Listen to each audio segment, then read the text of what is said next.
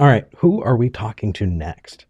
Let's talk to Allie, I believe it's pronounced in Washington. Allie, is that how you pronounce your name? It's actually Ale, but any way you pronounce it is fine. Ale, that's perfect. I have that.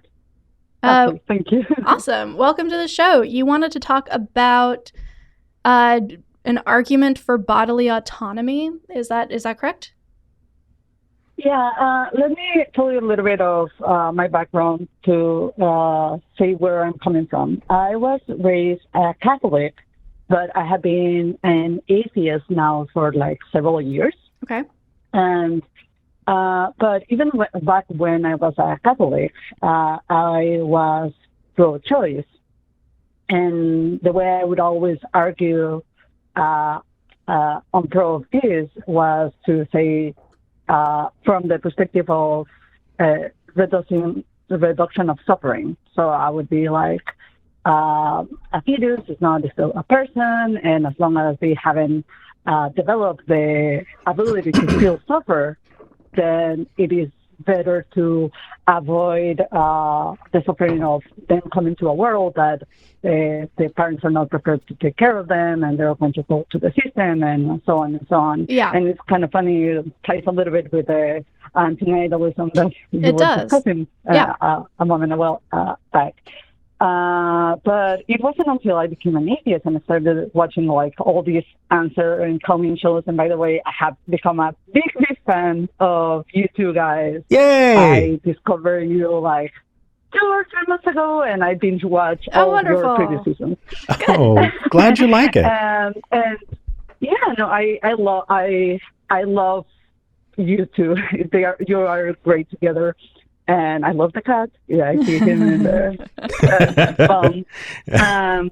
Anyway, I haven't heard the argument of bodily autonomy before this. Mm-hmm. And honestly, when I heard it, it didn't click on me. And I was like, this makes so much sense. Yeah.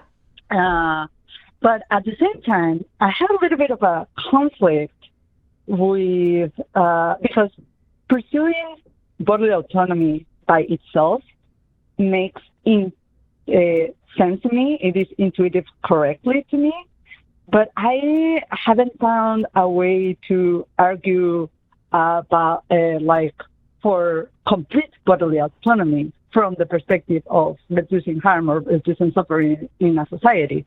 Because one part of me is like, okay, I understand why like giving out a kidney or being pregnant is a huge health risk for the person giving the kidney. So allowing them to choosing that makes sense because it's a big risk for them. But on the other hand, like saying, you have to give blood, provide blood because you're the only donor. Or get a vaccine for a disease, get right? A vaccine, Yeah. Or wear a mask in the grocery store.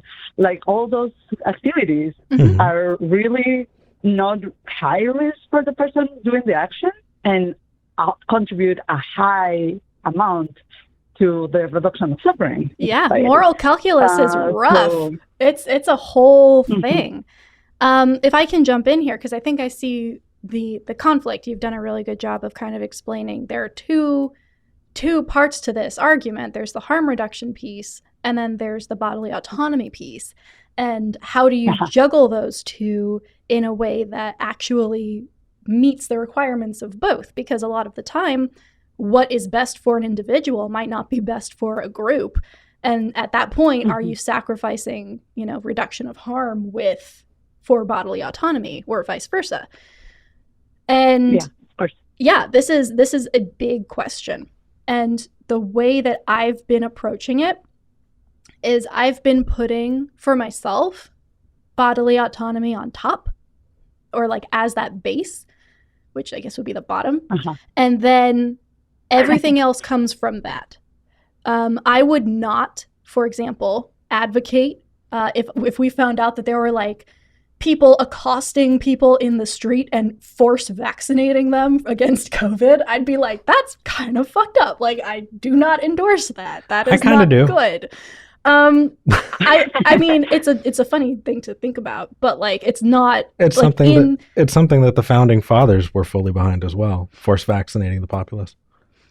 Well, yeah. So if we want to go down that route, sorry, I go ahead. But my point here is that I am fairly consistent in that bodily autonomy is always first. And then after you have secured your own bodily autonomy and made sure you aren't imposing it on someone else, then you get to talk about harm reduction. Then you get to talk about, okay, well, now we get to do this calculus now that I know that this one thing is pretty set, right? And there's always going to be a level of moving into other people's autonomy. Like people are watching this. When I first started this episode, I talked about 9/11 for a minute. That might not have been something everyone was ready to hear. And so in that way, yeah, I kind of took a little bit of that autonomy away because they did not consent to hearing about 9/11. If that's you, I apologize. But like also, there's never going to be an absolute perfect moral stance that meets all the requirements. There is no one perfect answer. There is no one person who can do it all perfectly. What you have to decide for yourself is which one is more important to you, harm reduction or bodily autonomy, because they are at odds a lot of the time. And how do you put those both into the equation every time you have to conceive of a moral problem that you need to solve? And be honest that it's tricky. That's totally fine. Like, people try and use it as a gotcha. Oh yeah, you're against abortion. Well, what about vaccines? You know, like it becomes this gotcha. And the answer to that is, yeah, isn't moral calculus hard? Like, that's tricky. But my moral compass says that bodily autonomy is most important. So even though I think that everyone should be educated and given access to vaccines, I'm not going to advocate that they get mugged in the street in order to get vaccinated. And the same goes for being, carrying a child or a fetus or what have you, So yeah, it is tricky, and it can be, and that's fine. I don't know. Let's let Ale finish up first. I was going to push a little bit like bodily autonomy being over harm reduction. And I guess that it is true that, like, you cannot do black and white here, like where you say, like, oh, you're going to go for bodily autonomy first and then harm reduction second every single time. I agree that it is something that you have to consider, like, on a case-on-case basis. Exactly. I guess that, and honestly, I think that in some topics, like pregnancy, it's a really easy choice for me to make. And I guess that other people would be against that. But for example, you cannot say, like, oh, I guess that the way I define bodily autonomy is, I am free to do with my body anything as long as I am not actively harming another person by my choices. And you could see it like, oh, I am allowed to move around and move in any public space as long as I am not punching someone in the face or something like that. Right. But then you go to the tricky part of, like, oh, I am allowed to go to a public place and not wear a mask and then cough in a person's face. I would consider that as a high harm as well. So I would say, like, in that case, then reduction of harm takes precedence against bodily autonomy. Well, yes, but you also have to think about it from the other side of things. So, because the person who is, there are always two people in these conversations. So let's say you and somebody else want to go to a place, and you both have the bodily autonomy to be able to go to that place, and you should. But one person is not wearing a mask, which is their bodily autonomy coming into play. That removes the autonomy from the other person to go to that space. So they are actively harming somebody in that way. So it really does then become this very like these equations that have to be run constantly, which is exhausting. And honestly, a lot of it is solved if you just have freaking empathy for people. But it really does become this either or situation a lot of the time, which is, again, why it's so tricky. Like, it's not an accident or like a weird fluke that this mask thing or the vaccine thing is so tenuous right now and so muddy, because it does, it is happening at that intersection of those two moral standpoints, both of which are, at least on its face, valued in society. So, like, you want to believe you don't cause people harm, and you want to believe that you respect autonomy, and you want no harm to come to you, and you want others to respect your autonomy. So now what do you do? And it is tricky. See, I chalk it up to childishness, to be honest. It is incredibly myopic. And for people who don't know what myopic means, it means short-sighted. It means unable to see what is directly in front of you. That people think that they should only be judged on their intent and not their impact. Mm-hmm. And if you are really looking at things like bodily autonomy, if you're looking at harm reduction, if you're looking at, how you are impacting the world around you, you do need to take that into account. It doesn't matter how high and mighty your intent is, own your fucking impact. And that also goes towards how we should look at autonomy itself. I personally, yes, I think autonomy should be respected. It is not necessarily always, like, absolute autonomy is not always the goal. Example, I give up bodily autonomy when I participate in a social contract. Do I agree with all of the things in that social contract? No, I don't.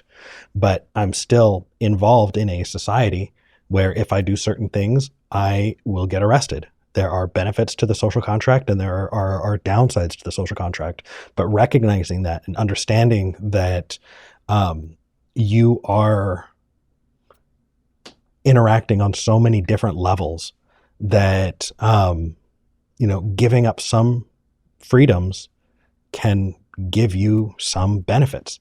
And it, like V said, you're constantly weighing that out. And I absolutely see that. I just think that, for someone to say, oh, I have the freedom to, I love the mask example, to be honest. I was trying to think of another one, but that is just really, really good. It is a really poignant. I should have the freedom to, make a place potentially unsafe for everyone else around me. Mm-hmm.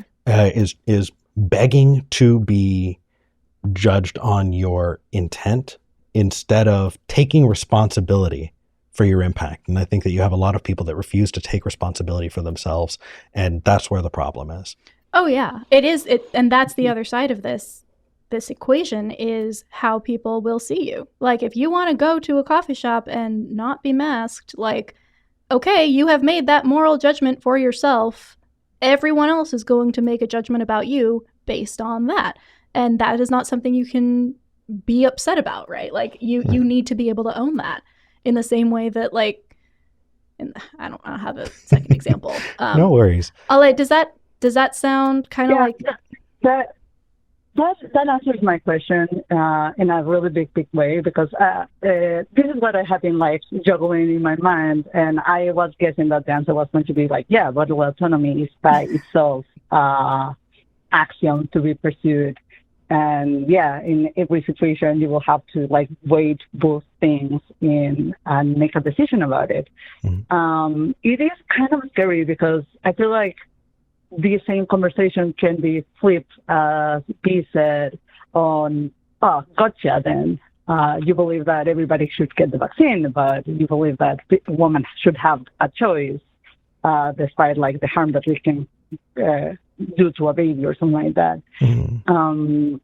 So I kind of feel like then it becomes like a more, it allows for more subjective opinion, more than objective, which is a scary place to be. But yeah, I guess that things are as they are. There's no silver bullet. I think bodily autonomy is a very good, in fact, the best I've found argument for pro-choice stuff, but like that's the thing. It is pro-choice, and it's pro-educated choice and pro-access, right? So like actually, I am very consistent in that I think that everyone should be educated on their medical issues and be informed and have access and have it be paid for, so they don't need to worry about that. And once we have all of that education about vaccines, about pregnancy, once we have all of that access, I guarantee you a lot of these will be solved. And a lot of this problem is actually coming from this place of lack of education or miseducation and scarcity. So we're having these conversations and they actually do intersect, but it's not on the bodily autonomy or harm reduction point. It's on the, hey, this is an access issue. This is a safety issue. This is a funding issue and an education issue. And on that, I am solid, right? Like we are 100% on the same page there, regardless of what we're talking about. And yeah, if you choose not to get the vaccine because you know your body, like, all right, I'm probably not going to hang out with you because I don't want to kill you by accident, but like, I'm not going to drag you or like report you to the government so that you can get sued for that. No, nobody is taking people that don't wear masks to jail. Right, currently. Exactly. Right. So except there are people in Alabama right now, I believe it's Alabama or Arizona, one of the A states, who is jailing pregnant women just because they want to make sure that they don't get an abortion at some point. So we're just going to put you in jail for no reason for like months. Yeah, that's American Taliban shit. That's extremism if you want to talk about it. Anyway, Ale, we need to move on to another call, but like great topic, great conversation. Thank you so much for your time. You too. Thank you so much. Thank you so much for both of your time and have a wonderful day. You too. You too. Bye. We can't give a silver bullet, but we can at least engage honestly with the topic. And if someone else is not willing to do that, if they are just using this as a gotcha to score points, that's not a conversation partner you need to worry about. Like, that's not, they aren't interested in actually having a good conversation about our moral dilemmas. They're interested in winning, which is why I don't debate. I do.